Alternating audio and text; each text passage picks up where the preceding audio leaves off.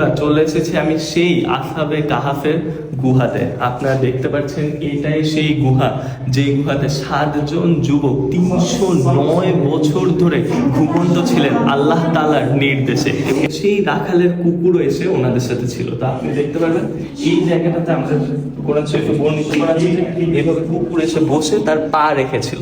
তো মানুষকার লোকরা বলে যে এইখানে নাকি সেই 7 জন যুবক এবং কুকুরের যে হাড্ডি ওইটা নাকি এখন পর্যন্ত রেখে দেওয়া আছে।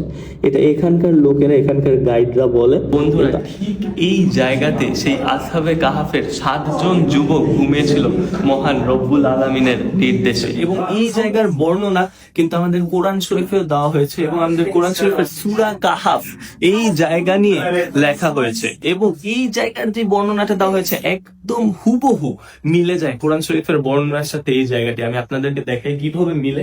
সবার প্রথমে 2টা জায়গার থেকে বলা আছে যে আলো এবং বাতাস ঢুকবে। প্রথম জায়গাটা আমি আপনাদেরকে দেখাই।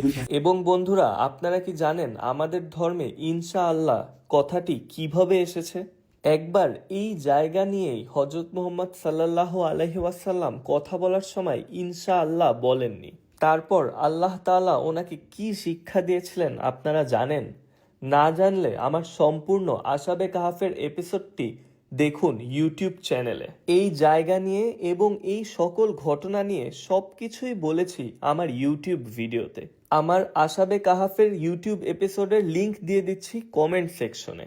আমি দেখতে পারি আমার ভিডিওজ আপনারা নানান দেশ থেকে দেখেন, Bangladesh, India, America, Italy, France. তাই আমাকে জানান আপনি কোন দেশ থেকে দেখছেন, এবং ধন্যবাদ আপনাদের সকলকে।